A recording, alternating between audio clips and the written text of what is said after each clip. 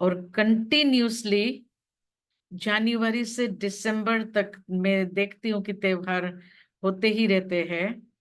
और ये भी एक त्योहार क्यों आता है? खुशियां मनाने के लिए, हमारे जीवन में उमंग उत्साह लाने के लिए। जीवन में खुशियां कमी हो जाती है आजकल के दिनों में, इसलिए एक बहाना बन जाता है कि इस बहाने से हम थोड़े दिन के लिए, थोड़े समय के लिए अपने जीवन में हम खुशियां प्राप्त करें। तो आज का जो टॉपिक है वो नवरात्रि के ऊपर है। साल में नवरात्रि अगर हम देखें तो साल में 2 बार आती है ना। पहली नवरात्रि जो होती है वो मैं समझती हूँ कि करीबन मार्च या अप्रैल में आती है, उसको चैत्री नवरात्रि कहते हैं। परंतु उस दिनों में, उन दिनों में तो वो क्या करते हैं कि सिर्फ उपवास ही करते हैं। उपवास रखते हैं, कोई नियम रखते हैं, कोई कहते बस ये नहीं खाना है, अंचल सिर्फ पानी पीते हैं, सिर्फ कई लोग लेमन जूस ही ओनली पीते हैं। तो ऐसे ही 9 दिन पास करते हैं। तो एक होती है वो नवरात्रि जिसमें देवियों की भले पूजा करे परंतु गरबा नहीं करते हैं, एक एक रात्रि का विशेष महत्व नहीं मनाते हैं। परंतु ये जो दूसरी नवरात्रि आती है वो हम देखते हैं कि साल में ऐसे दिनों में आती है जबकि वो कुछ समय के लिए त्योहार ही त्योहार मनाए जाते हैं, है ना। हम देखते हैं कि पहले गणेश का दिन आते हैं, गणेश के थोड़े दिन मनाते हैं, और गणेश को अभी विदाई ही देते हैं। तो विदाई देने के बाद फिर श्राद्ध के दिन आते हैं, श्राद्ध मनाते हैं थोड़े दिन के लिए। हम अपने पूर्वजों को याद करते हैं, और जब कि श्राद्ध पूरा हो जाता है तो फिर नवरात्रि आती है। नवरात्रि के बाद फिर कई सारे दिवाली, कई सारे त्योहार शुरू हो जाते हैं। तो ये जो नवरात्रि हम मनाते हैं तो 9 दिन तक देवियों का, अलग अलग देवियों का आवाहन करते हैं। तो वास्तव में अगर हम देखें तो ये जो नवरात्रि है तो विशेष रात्रि के समय ही, शाम के समय ही देवी का आवाहन करते हैं, देवी को पूजा करते हैं, फिर गरबा भी करते हैं, और फिर रात में आरती भी करते, प्रसाद भी बांटते हैं और खुशियां मनाते हैं। तो वैसे तो वो जो नवरात्रि मनाते हैं उपवास वाली, उसमें भी प्राप्ति होती है। परंतु इस नवरात्रि में भी अगर हम भक्ति मार्ग की तरफ से देखें तो भक्ति मार्ग में भी चलो इस जन्म में शायद हम लोगों ने इतनी भक्ति न भी की हो, परंतु भक्ति मार्ग में भी हमने देखा है कि अगर कोई नियम रखे, अगर कोई अपने जीवन में कोई प्रतिज्ञा करते हैं, कोई विशेष उपवास करते हैं, कोई कड़ी भक्ति करते हैं और कई तपस्या करते हैं, तो भक्ति में भी आज भी हम देखते हैं कि उसका फल प्राप्त होता है। चाहे भले अल्पकाल के लिए हो, लेकिन जरूर उसका फल प्राप्त होता है। तो वैसे क्या कहा जाता है कि क्योंकि इतना तो मुझे अब एक एक देवी का जो महत्व होता है तो मैंने इतना स्टडी नहीं किया है, परंतु आध्यात्मिक रीति से, बाबा के ज्ञान के रीति से थोड़ा बहुत जो हम जानते हैं वो हम आपके साथ अपने संकल्पों को शेयर करते हैं। तो ये हमने भक्ति मार्ग में सुना है कि देवी को, जैसे कि पार्वती जी की है, तो उसको भी जब शंकर जी की प्राप्ति करनी थी तो प्राप्ति के लिए एक जन्म, दूसरा जन्म, तीसरा जन्म उसने तपस्या की।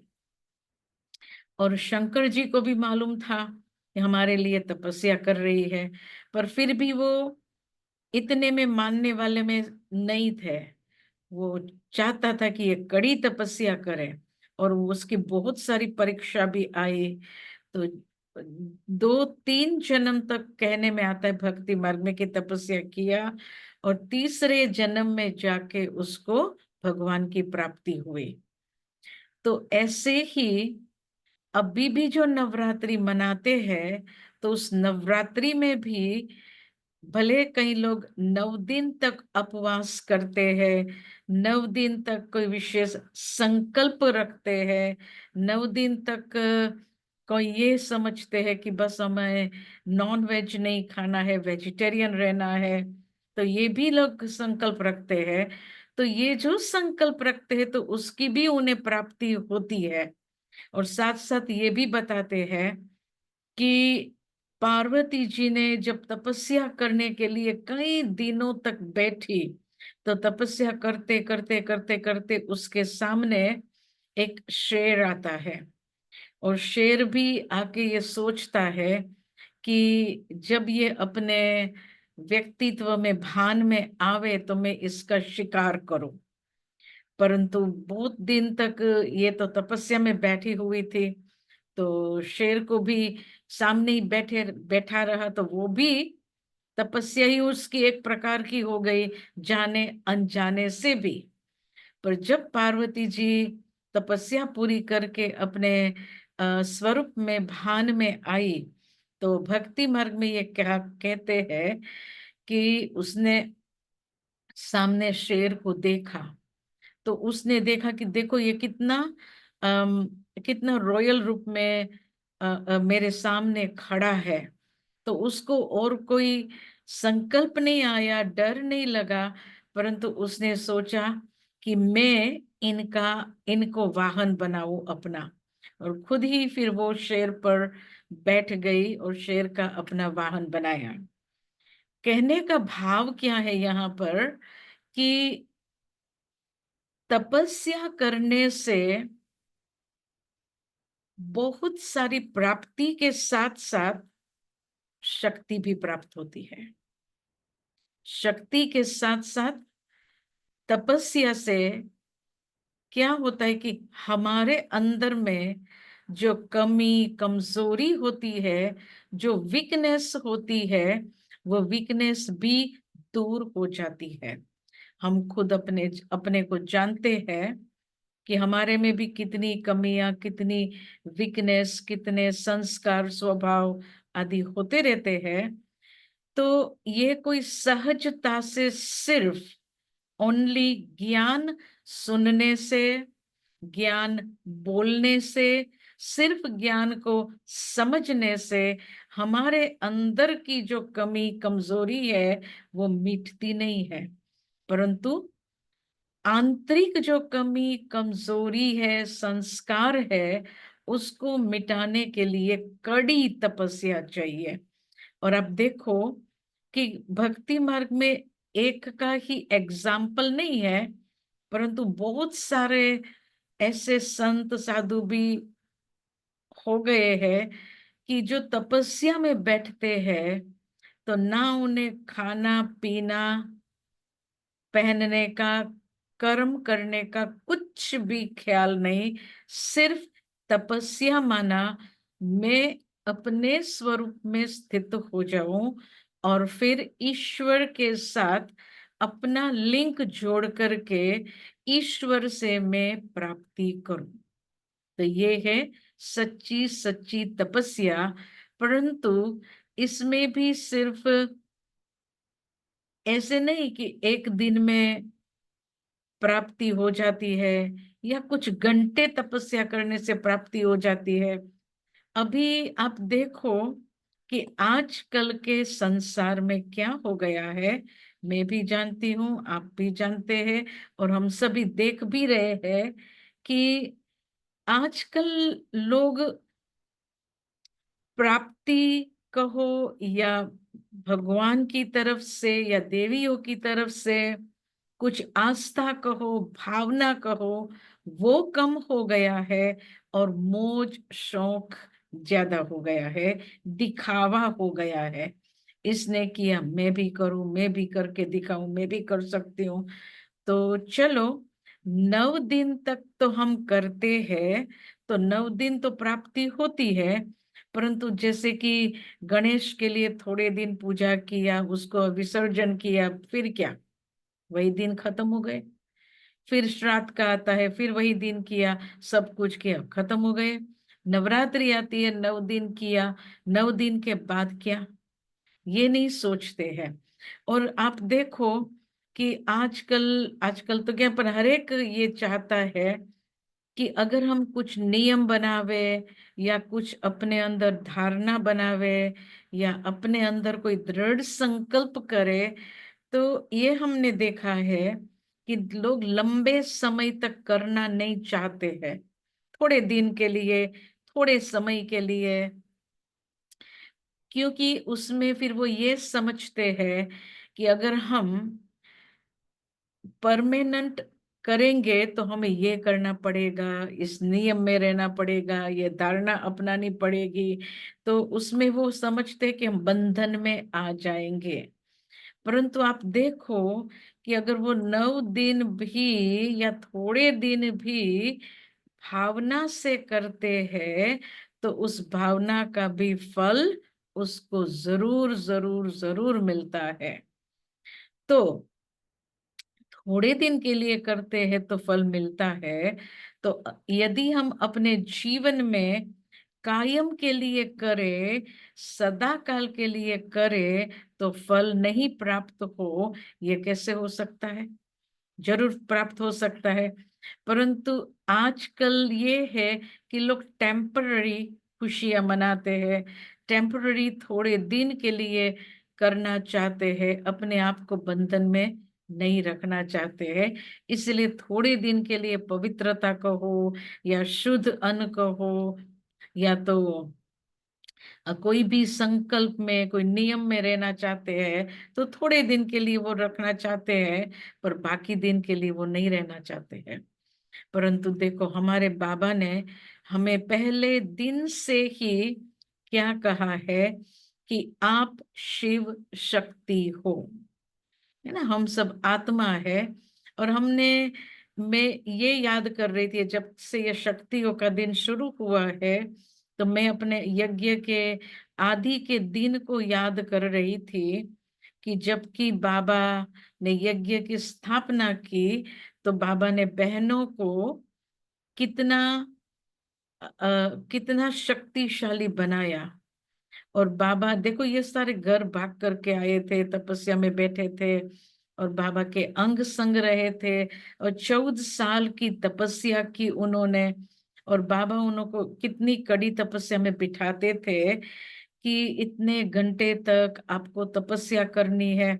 अभी थोड़े दिन पहले मैं कोई दादी का क्लास सुन रही थी, तो उसमें उसने बताया कि बाबा हमको 15-15 दिन तक तपस्या में बिठाते थे, और बाबा हमको ये कहते थे कि दिन में सिर्फ एक बार ही भोजन करना है, और वो भी सफेद भोजन करना है।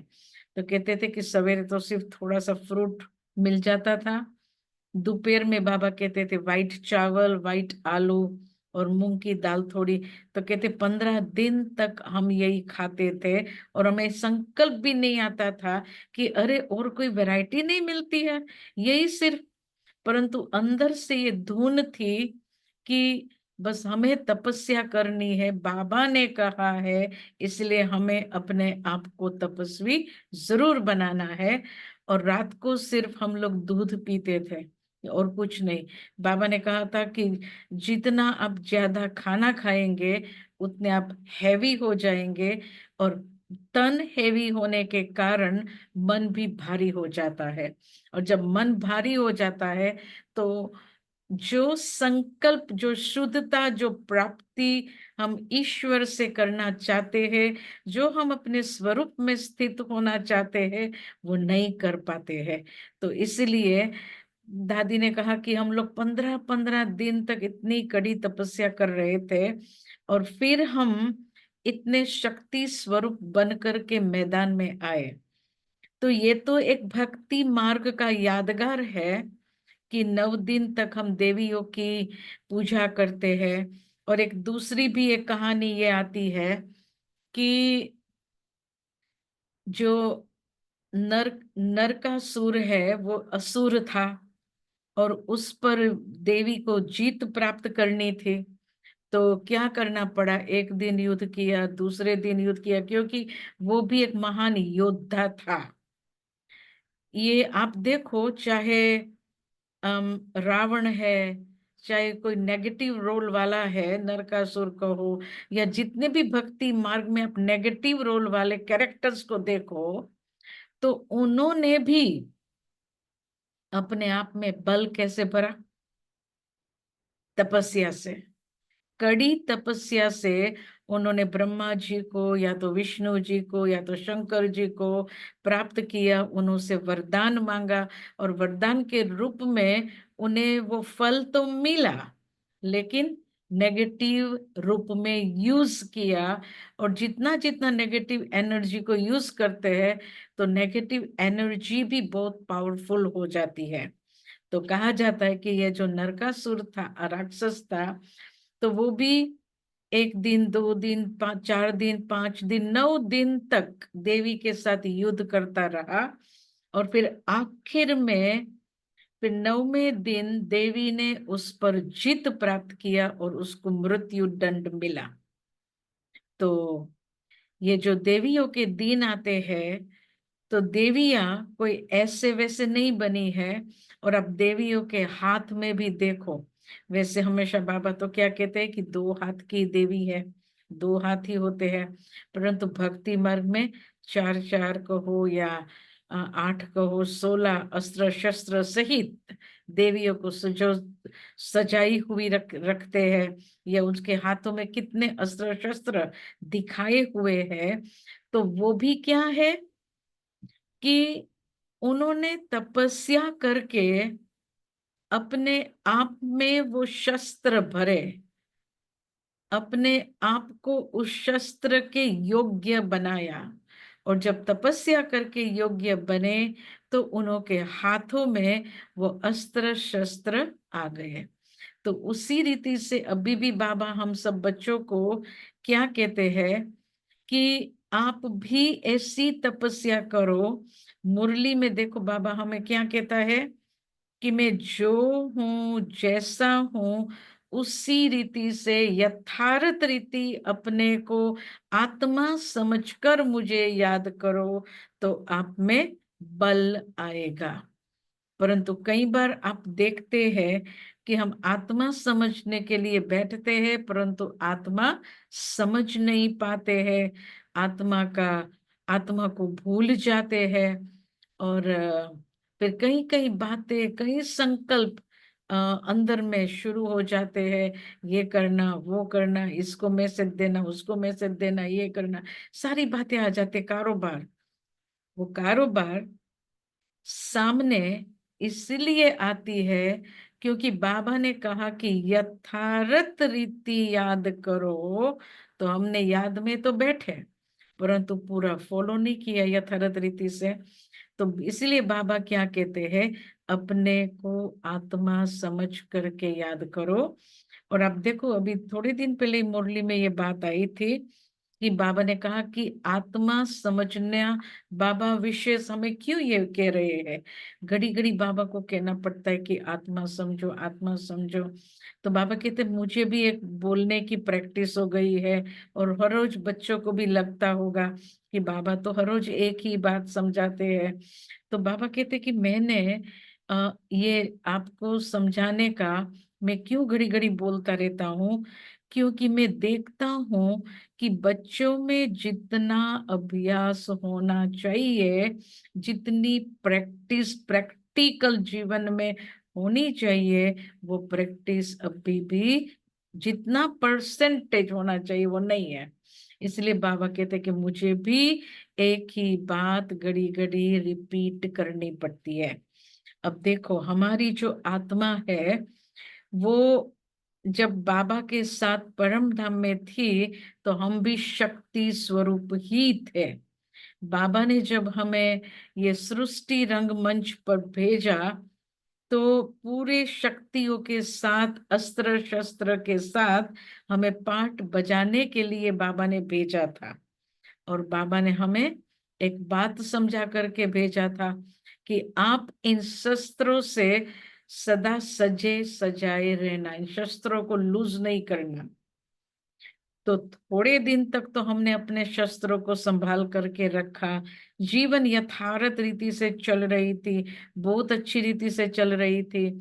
लेकिन फिर थोड़े समय के बाद फिर कहीं ना कहीं ये जो देह अभिमान है, ये जो आया, तो ये जो शस्त्र हमारे पास थे, वन बाय वन गिरने लगे।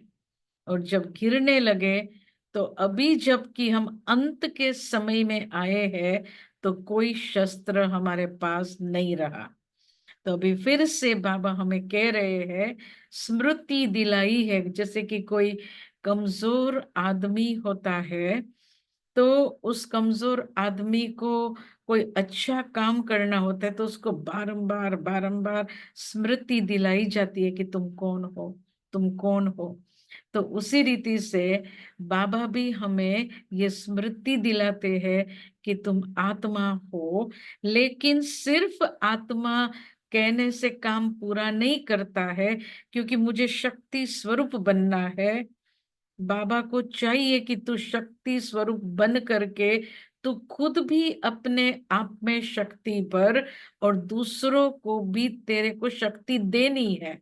यहाँ सिर्फ हमें वन वे ट्रैफिक नहीं है कि मैं खुद ही भरूं, लेकिन भर करके फिर दूसरों को भी शक्ति देनी है। तो इसलिए फिर बाबा ने साथ साथ हमें ये भी अभ्यास कराया कि तुम आत्मा तो हो, परंतु कौन सी आत्मा हो? शांत स्वरूप आत्मा हो, सुख स्वरूप आत्मा हो, प्रेम स्वरूप आत्मा हो, शक्ति स्वरूप आत्मा हो, आनंद स्वरूप आत्मा हो, पवित्र स्वरूप आत्मा हो। तो बाबा ने हमें ये स्मृति दिलाई। तो ये स्मृति को हमें क्या करना है कि घड़ी घड़ी इन स्मृति को पावरफुल बनाना है। परंतु सिर्फ बाबा के कहने से पावरफुल नहीं बनेगी, परंतु बारंबार मुझे भी इन स्मृति को पावरफुल बनाने के लिए घड़ी घड़ी घड़ी घड़ी ये अभ्यास करना होगा। जैसे देखो कि अंधकार होता है, तो अंधकार के समय यदि मुझे रोशनी चाहिए तो क्या करेंगी? मैं क्या करूं? स्विच ऑन करूं, तो मेरे यहाँ लाइट आ जाएगी, अंधकार दूर हो जाएगा। तो उसी रीति से आत्मा जो अंधकार में अभी आ गई है, पाप रूपी अंधकार, विकर्म रूपी अंधकार, अलग अलग प्रकार के संस्कार के अंधकार में, बोल चाल के अंधकार में, ये भी सीखना होता है जीवन में कि हमें अपने बोल को कहाँ पर कैसे बोलना होता है। क्योंकि कहीं ना कहीं बोल के भी आवेश में आ जाते हैं, कैसे कैसे शब्द भी बोल जाते हैं। तो आज तो मानव अपने ही कंट्रोल में नहीं रहा है, दूसरे को क्या कंट्रोल कर सकेगा।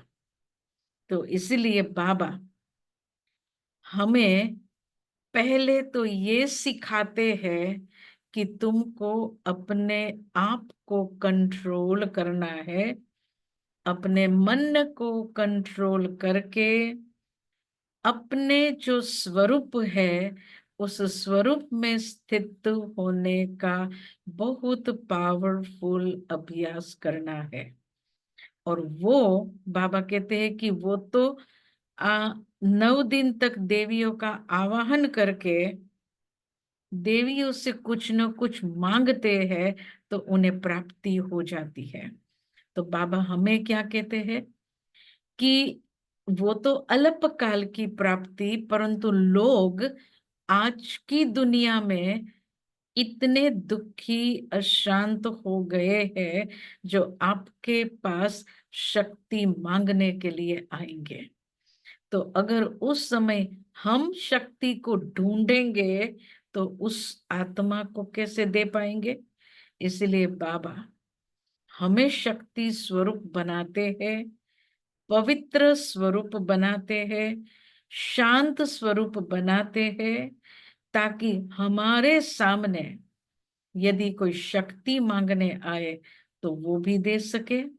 और जब हम देने का भी काम करते हैं कि ये आत्मा हमारे सामने आई है, तो बाबा आपने निमित्त बनाया है हमें इनके सामने बैठने के लिए, परंतु शर वास्तव में सर्वशक्तिवान तो आप है। क्योंकि बाबा को सामने रखेंगे तो हम उस आत्मा को शक्ति दे पाएंगे। लेकिन यदि अगर हम समझे मैं देती हूँ, मेरे में है तो मैं देती हूँ, तो मेरे अंदर तो लिमिट है। और अगर मैं देती हूँ तो वो आत्मा मेरे में अटक जाएगी, बाबा तक नहीं जाएगी। परंतु यदि हम बाबा को सामने लाते हैं, बाबा को सामने रख कर उस आत्मा के लिए हम ये संकल्प करते हैं कि बाबा आप इस आत्मा को, हमको आपने निमित्त बनाया है, इनको पवित्रता की किरणें, इनको शांति की किरणें आप ही देने वाले हो। तो जहां हम बाबा को निमित्त बनाएंगे तो होता क्या है, वो आत्मा का जो कनेक्शन है वो बाबा के साथ जुटेगा, हमारे साथ नहीं। क्योंकि हम तो फिर भी लिमिटेड है, और यदि किसी का कनेक्शन हमने अपने साथ जुड़वाया तो वो इतनी प्राप्ति नहीं कर पाएंगे जितनी उनको करनी है। परंतु डायरेक्ट बाबा को सामने रखेंगे तो वो आत्मा भी कहीं ना कहीं ये अनुभव करती है कि मुझे आप दिखाई नहीं पड़ रहे थे, आप नहीं थे, परंतु उस समय फरिश्ता थे। है ना, बाबा भी हमें लाइट बना देता, फरिश्ता बना देता, ताकि उस आत्मा को हमारा स्वरूप सामने दिखाई ना पड़े। ऐसे बहुत सारे हमने एग्जाम्पल्स, अनुभव भी देखे हुए हैं, जहाँ हम बाबा को आगे रखते हैं तो वहां उनको हमारा स्वरूप दिखाई नहीं पड़ता है। इसलिए ये बहुत बहुत जरूरी है कि संगम युग में, जबकि इस बेहद की कलयुग रूपी अंधकार की रात्रि में बाबा आए हैं, और बाबा हम बच्चों को कह रहे हैं कि आप ऐसी आत्मा समझने की कड़ी तपस्या करो, तो आपके सामने कड़े कड़े संस्कार रूपी शेर भी आएंगे तो वो भी नरम हो जाएंगे। शेर माना क्या, कई ऐसी कड़ी परीक्षाएं हमारे सामने आए या कोई भी विघ्न आएगा, परंतु यदि हमारी तपस्या यथार्थ है, राइट है, ठीक है, तो फिर हम कितने भी विघ्नों के सामने हार नहीं होगी। परंतु जहाँ तपस्या है वहां सफलता जरूर समाई हुई है। तो ऐसे ही ये जो 9 दिन देवियों के मनाते हैं, तो उसमें देवियों से वो प्राप्ति तो करते हैं, देवियों को याद भी करते हैं, देवियों की पूजा भी करते हैं। और इन दिनों में भी हमने ये देखा है कि 9 दिन तक वो कोई देवी की स्थापना करते हैं, चाहे तो हॉल में करते हैं या मंदिर में भी विशेष 9 दिन के लिए कोई मूर्ति की प्रतिष्ठा करते हैं। परंतु 9 दिन के बाद फिर उसको उठा करके विसर्जन कर देते हैं। और वो इसलिए कर देते हैं कि बस अभी 9 दिन का हमारा काम पूरा हो गया, और फिर लाइफ जैसी थी वैसी बन गई। तो ये क्या होता है, अल्पकाल के लिए जीवन। परंतु हमको बाबा क्या कहता है कि अगर आपको देवी बनना है, शक्ति स्वरूप बनना है, थोड़े दिन के लिए, अल्पकाल के लिए नहीं, परंतु सदा काल के लिए। सदा काल की प्राप्ति करनी है और बहुत समय की प्राप्ति करनी है, तो अभ्यास भी बहुत समय का चाहिए। और ये जो नवरात्रि लोग मनाते हैं, इसमें आप लोगों को भी पता होगा कि वो लोग गरबा करते हैं, है ना, रास करते हैं। तो ये भी क्या है, आध्यात्मिक रहस्य, कि आजकल तो लोग ये जो घूमने का, करने का, रास करने का फैशनेबल हो गया है, परंतु दिखावा हो गया है। बाबा ने हमें क्या कहा है, गरबा करो, है ना, रास करो, परंतु कौन सी रास करो, संस्कार मिलन की रास करो। जबकि हम अपने देवी देवता रूप में थे, तो हमारे संस्कार मिलन की रास यथार्थ हो रही थी। कहीं पर भी टकराव नहीं था, कहीं पर भी कोई प्रकार का एक्सीडेंट नहीं होता था। संस्कारों का, बोल चाल का, सुनने का, करने का, कोई भी प्रकार का, परंतु बहुत बहुत रॉयल देवता थे। एक दूसरे के लिए सम्मान, प्यार, ये सब कुछ जीवन में नेचुरली था। और अभी जो बात हमारे में थी, वो देह अभिमान के कारण गुम हो गया और संस्कारों में भी परिवर्तन आ गया। चलो, हम आज संस्कार परिवर्तन के लिए बैठे हैं, तो बाबा ने हमें एक सहज युक्ति क्या बताई है संस्कार मिलन के लिए, कि बाबा ने ये कहा है कि अगर आपको अपने संस्कार किसी के जैसे बनाने ही है, तो किसके जैसे बनाओ। तो बाबा ने कहा, मेरे जैसे बनाओ, मेरे जैसे संस्कार बनाओ। है ना, देखो बाबा ने ब्रह्मा तन में आकर के हम सबको यथार्थ ज्ञान, नॉलेज दिया, परंतु फिर भी बाबा ने कभी नहीं कहा कि ब्रह्मा जैसे संस्कार बनाओ। बाबा ने हमेशा यही कहा कि मेरे जो संस्कार है, वही संस्कार आपको बनाने हैं। देखो, बाबा को जब हम याद करते हैं, योग रूम में जाते हैं, बैठते हैं, तो जब हम बाबा को उसी रूप से याद करते हैं, बाबा आप ज्ञान के सागर हो और आप ज्ञान दे करके आत्मा का ज्ञान दिया, देह को भूलने का ज्ञान दिया। तो इस ज्ञान से सहज ही हम अपने आप को आत्मा समझते हैं, और आप हमें, आप में जो ज्ञान के संस्कार भरे हैं, वो ज्ञान हमें देकर भी आप हमें ज्ञान स्वरूप बनाते हो। तो बाबा हमें आदि मध्य अंत का भी ज्ञान देते हैं, और साथ साथ देखो, ज्ञान, कौन सा विशेष ज्ञान हमें बाबा से मिलता है। हम सब मुरली को तो रोज सुनते हैं और बहुत अच्छी लगती है बाबा की मुरली सुनना। अगर कोई दिन मुरली मिस भी हो जाती है, तो हम क्या सोचते हैं कि चलो कैसे भी करके आज तो मुरली सुननी है। कितना मुरली से प्यार है। क्यों? मुरली में क्या है? मुरली में बाबा वो ज्ञान सुनाते हैं जो हमें संस्कार परिवर्तन करना है, स्वभाव परिवर्तन करना है। क्योंकि ये संगम युग में विशेष हमारा पुरुषार्थ क्या है? संस्कार परिवर्तन, स्वभाव परिवर्तन। तो ज्ञान को समझकर, ज्ञान को जानकर, ज्ञान को जीवन में यूज करने से संस्कार परिवर्तन होगा।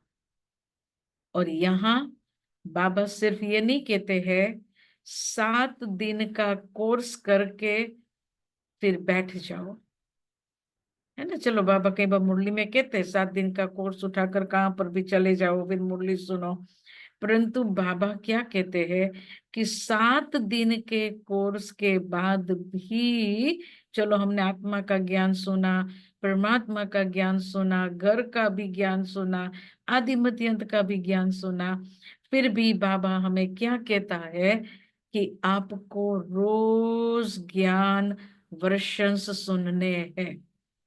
ज्ञान एक शस्त्र है, और ज्ञान शस्त्र जीवन में क्यों जरूरी है सुनना। भक्ति मार्ग में हम देखते हैं कि जब कोई कथा बैठती है तो 7 दिन के लिए, 1 मास के लिए बैठते हैं। 1 मास के बाद चलो फिर क्या, कुछ नहीं, उसका कोई अभ्यास नहीं करते। परंतु यहाँ बाबा हमको कहते हैं कि आपको रोज ज्ञान सुनना है। क्यों? क्योंकि बहुत काल के संस्कार हमारे अंदर जो पड़े हैं, अंधकार के संस्कार, और उसी संस्कार को परिवर्तन करने के लिए ज्ञान रूपी दीवे को प्रज्वलित करना पड़ता है। वहां देवी के सामने आरती जगाकर देवी के सामने आरती गाते हैं, है ना, बहुत बहुत अच्छी आरती करते हैं। परंतु ये सच्ची सच्ची आरती क्या है कि ज्ञान रूपी दीवा जगाओ और योग का घृत इसमें डालते रहो, तो आत्मा रूपी ज्योत सदा जगती रहे, और आत्मा रूपी ज्योत कभी बुझे नहीं। कई देवियों के 9 दिन में ऐसी भी अ, ऐसी भी कठिन वो करते हैं कि 9 दिन तक दीवा जलता रहे। आजकल तो इतना नहीं करते हैं, परंतु पहले के जमाने में लोग करते थे कि वो 9 दिन तक डे एंड नाइट दीवा जलता रहे, और 9 दिन तक वो करते थे, इसमें दीवा जलता रहे, ग्रिड डालते रहे।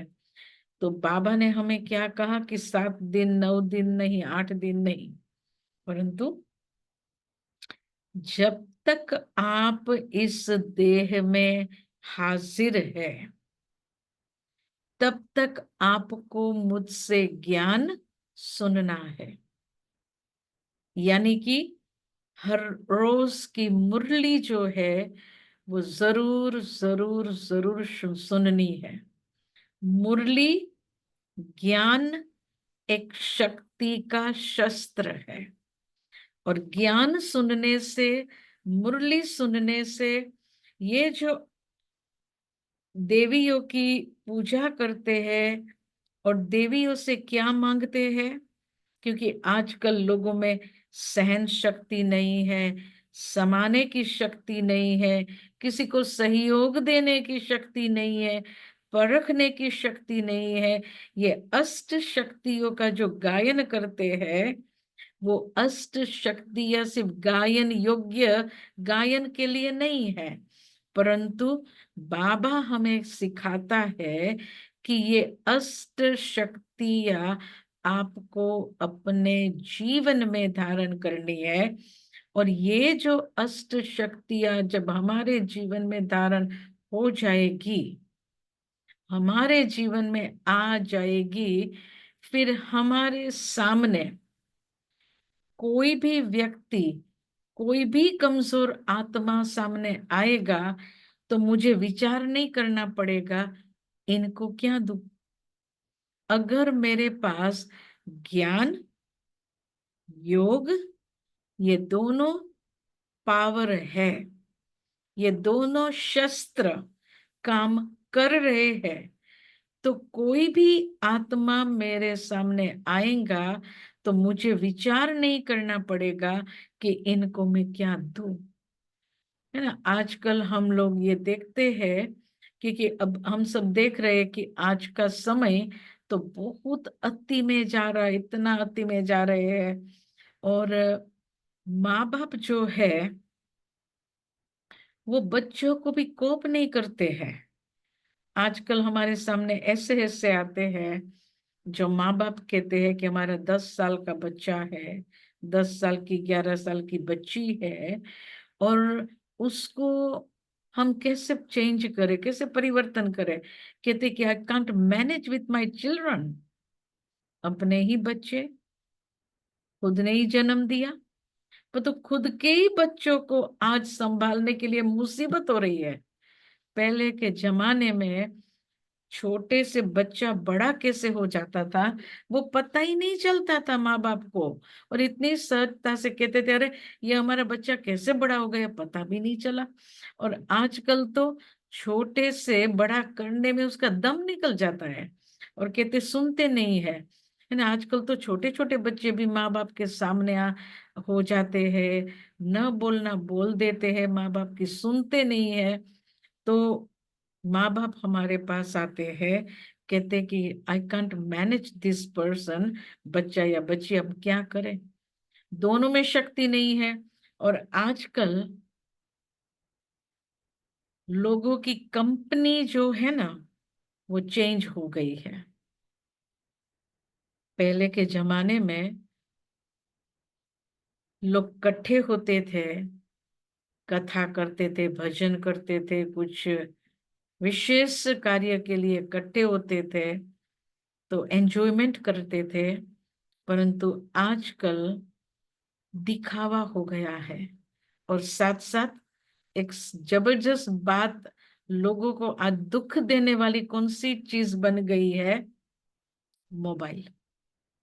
ये जो मोबाइल है, ये हर एक को दुख देता है। बच्चे जो है छोटे हैं, पर फिर भी उनको चाहिए, और वो इतना मशगूल हो जाते हैं उसमें, जो माँ बाप का सुनते नहीं। माँ बाप उसको कुछ कहना चाहते वो भी मानते नहीं, सामने हो जाते। क्योंकि हमारे जमाने में तो मोबाइल था ही नहीं, तो हम ऐसे बड़े हुए तो संस्कार भी अच्छे, क्योंकि कंपनी अच्छी तो संस्कार भी अच्छे। पर आज मोबाइल की कंपनी होने के कारण पेरेंट्स की जो पालना मिलनी चाहिए, वो पालना मिस हो रही है। और वो पालना मिस होने के कारण बच्चों के जैसे संस्कार होने चाहिए वो बनते नहीं, और माँ बाप भी चाहते कि हम उसके संस्कार अच्छे बनावे, परंतु नहीं बना पाते हैं। सुनते नहीं है। तो इसलिए एक तरफ ये अच्छी चीज भी है, बाबा ही कहते हैं ना कि साइंस सुखदाई भी है तो दुखदाई भी है। यदि हम उसको पॉजिटिव रीति से यूज करते हैं तो वो मेरे लिए शक्ति रूप भी है, शस्त्र भी है, प्राप्ति भी कराता है। परंतु आज हाथ में लेने के बाद है ना, माँ बाप को भी पता नहीं चलता है। एक पेरेंट आया हमारे पास और कहते कि हमारा बच्चा पूरी रात रात भर वो पढ़ता रहता था, पर परीक्षा में, एग्जाम में वो फेल हो गया। तो कहते इतना पढ़ने के बाद भी फेल क्यों हुआ? तो जरूर कुछ ना कुछ, कहाँ ना कहाँ कोई गड़बड़ है। तो पेरेंट्स को कहा कि आप थोड़ा देखो कि वो पढ़ते तो पढ़ने के समय क्या करते हैं, क्योंकि आप वो एक कमरे में बैठ जाते पढ़ते तो आपको क्या पता चलता वो क्या पढ़ते हैं। उसने देखा, इंक्वायरी की, मतलब रात को उठ करके देखे, वो पढ़ने का नाम के बहाने से और कुछ कर रहे थे, और कुछ देख रहे थे। तो मीन्स कहने का भाव क्या है, हाथ में बटन आ गया, तो इसलिए लोग अपने आप को पॉजिटिव में ले जाने के बजाय नेगेटिव की ओर ले जा रहे हैं। और जितना अपने आप को नेगेटिव की ओर ले जाते हैं, उतनी अपने में, जो कहते हैं ना, रावण भी राम के सामने इतना कठिन रूप से युद्ध करता रहा, और ये जो राक्षस है, तो ये राक्षस भी देवियों के सामने अंत तक इतना युद्ध करता रहा। तो क्यों? कि negative power, negative energy, negative संकल्प, नेगेटिव कंपनी जो है, वो और ही आत्मा में नेगेटिविटी का वजन भारी करता है, और नेगेटिव एनर्जी को फोर्स भरता है। और एनर्जी, नेगेटिव एनर्जी पावरफुल होती है। और जब नेगेटिव एनर्जी पावरफुल हो जाती है तो फिर वो देवी के सामने, नहीं, देवी के सामने वो बहुत बड़ा अपने आप को बलवान समझ करके युद्ध करने के लिए जाते हैं। तो यहाँ हमारे सामने कोई प्रैक्टिकल में कोई ऐसी कोई देवी तो आती नहीं, परंतु अंदर ही अंदर हमारे ही नेगेटिव पॉजिटिव संस्कार एक देवी रूप, एक राक्षस रूप हो जाते हैं। परंतु राक्षस जहाँ पावरफुल हो जाते हैं तो वहां देवी के संस्कार, पॉजिटिव एनर्जी, पॉजिटिव शक्ति नम हो जाती है। इसीलिए बाबा हमें क्या कहते हैं कि हर रोज सुबह उठ करके अपने आप को स्मृति दिलाओ, उठते ही मैं कौन हूँ, कौन सी देवी हूँ। आज तो मैं, है ना, वैष्णव देवी हूँ, पूरे पर्वतों पे बैठ करके न सिर्फ अपने में शक्ति भरनी है परंतु पूरे विश्व को शक्ति देनी है, क्योंकि मैं माँ हूँ, ये सारे छोटे छोटे हमारे बच्चे हैं। तो बच्चों पर विशेष शक्तियों का दान करना है। तो इसलिए ये संगम युग का जो समय है, सिर्फ अल्पकाल के लिए अपने आप को शक्तियों के रंग में नहीं रंगना है, लेकिन बाबा ने हमें ये कहा है कि आपको सदा काल के लिए शक्ति स्वरूप बनना है ना। शक्ति स्वरूप जब हम अपने आप को बनाएंगे तो अन्य भी हमारे द्वारा शक्ति प्राप्त करेंगे। कोई को हमारे से मांगने की जरूरत नहीं पड़ेगी, परंतु जब सामने आएगा तो ऑटोमेटिकली शक्ति का प्रवाह होता रहेगा। जैसे अब देखो कि एक ओम की ध्वनि होती है, तो ओम की ध्वनि हम लोग तो यूज करते हैं, लेकिन ये हमने देखा है कि बाहर वाले भी आजकल ये ओम की ध्वनि का इतना प्रयोग करते हैं और उसको एक ओम की ध्वनि से इतनी प्राप्ति होती है। तो क्यों होती है? क्योंकि ओम की ध्वनि एक ऐसी पावरफुल एनर्जी है जो ओम का उच्चारण करने से एक तो आत्मा की ज्योत जग जाती है, आत्मा की स्मृति आ जाती है, और दूसरा, ओम का उच्चारण करने से हमारे आस पास पॉजिटिव ऑरा बन जाता है। और जो पॉजिटिव ऑरा बन जाता है, उस ऑरा से हम दूसरों को भी वो ओम का ऑरा दे सकते हैं। और दूसरा, ओम की ध्वनि से ये जो ऑरा बन जाता है उसमें हम अपने आप को भी सुरक्षित रखते हैं। तो आप भी देखो कि जब बाबा ने यज्ञ शुरू किया तो दादियों के अनुभव आप देखो, सुनो, तो वो क्या कहते हैं कि बाबा ने हमें आत्मा समझो, आत्मा समझो नहीं कहा। पहले तो ये ज्ञान नहीं था, बाद में बाबा ने कहा ओम माना आत्मा। लेकिन सबसे पहले तो बाबा ने उनको ओम का ही अभ्यास कराया, चाहे वो आत्मा को जानते थे नहीं जानते थे, परमात्मा को जानते थे नहीं जानते थे, कोई बात नहीं, परंतु ओम की ध्वनि कराई बाबा ने। और उस ओम की ध्वनि में वो ऐसे खो जाते थे, ऐसा अपने आप को महसूस करते थे, देह में भी नहीं है, हम दुनिया से भी परे है, कोई अच्छी एनर्जी हमारे में आ रही है, और वो इतना अच्छा अनुभव अपने आप को महसूस कर रहे थे जो उसी में से वो निकलना नहीं चाहते थे। तो ओम की ध्वनि बाबा ने यज्ञ रचा तभी से वो शुरू कराया है।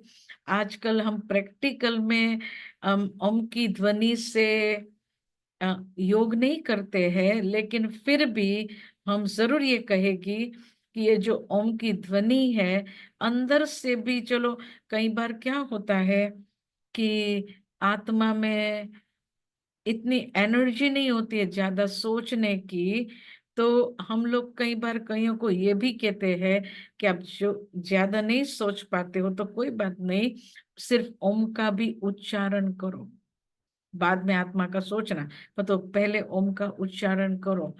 तो हमने देखा है कि वो ओम का उच्चारण करने से भी आत्मा आत्मा के अंदर एनर्जी आती है, वो शक्तिशाली अपने आप को महसूस करते हैं।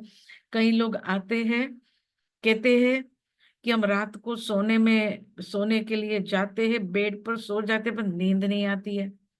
हम्म आजकल लोगों की ये बहुत कंप्लेन है कि हमको नींद नहीं आती है। परंतु हम उसको कई कई लोगों को हमने कहा कि आप रात को जब सो जाओ तो ओम का अंदर ही अंदर ओम का उच्चारण करो। तो अंदर ही अंदर ओम का उच्चारण करने से उनको कब नींद आ जाती है वो पता भी नहीं चलता है, और बाद में उनकी नींद की गोलियां भी खत्म हो गई। तो ये देखो कि बाबा ने यज्ञ में ये ओम से शुरू किया था, और ये ओम जो है वो इतना पावरफुल मंत्र है, जो आज भी हम उसका प्रयोग करें तो जितनी आत्मा पावरफुल है उतना ही ये ओम का उच्चारण भी बहुत बहुत पावरफुल है। ओम का उच्चारण बाबा ने, वो लोग तो सिर्फ समझे या नहीं समझे, बाहर वाले तो बिन समझ से भी ओम का उच्चारण करते हैं तो भी उनको उतनी प्राप्ति हो जाती है। तो हमको तो बाबा ने समझ दिया है। ओम हम बोलेंगे तो हम ये समझेंगे, मैं आत्मा ओम, शांत स्वरूप आत्मा, प्रेम स्वरूप आत्मा।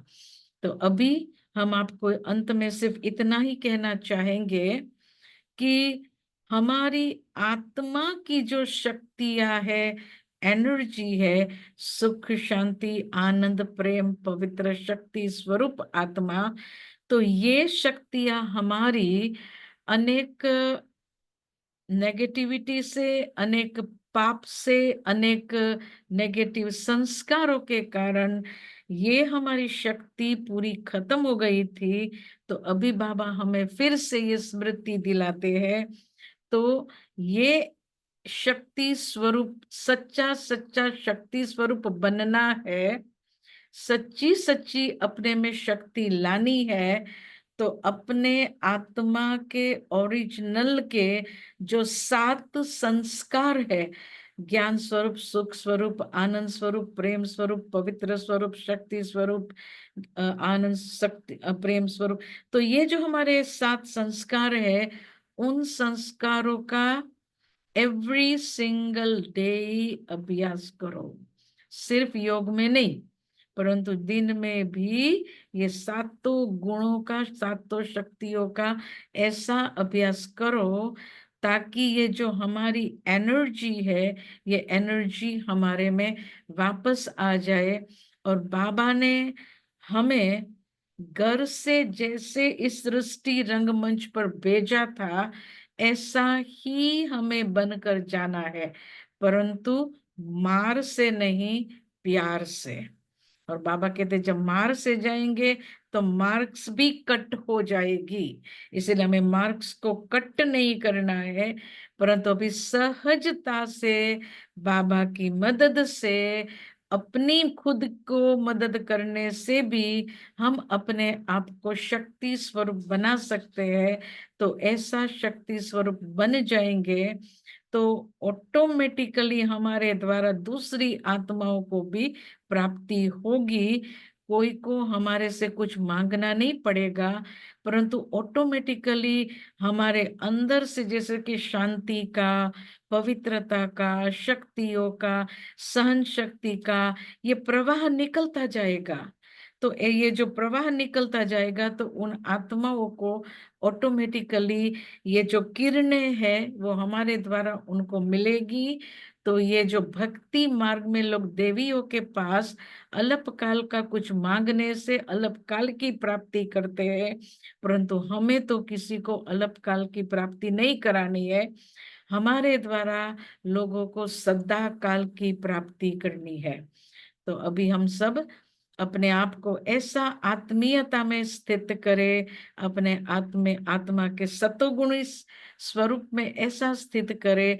जो बाबा 7 गुणों का सागर है, तो वो 7 गुणों के सागर को हम अपने जीवन में ऐसे संभाले, जो लोग हमें कहे कि ये तो भगवान मई हो गया, भगवान जैसा हो गया।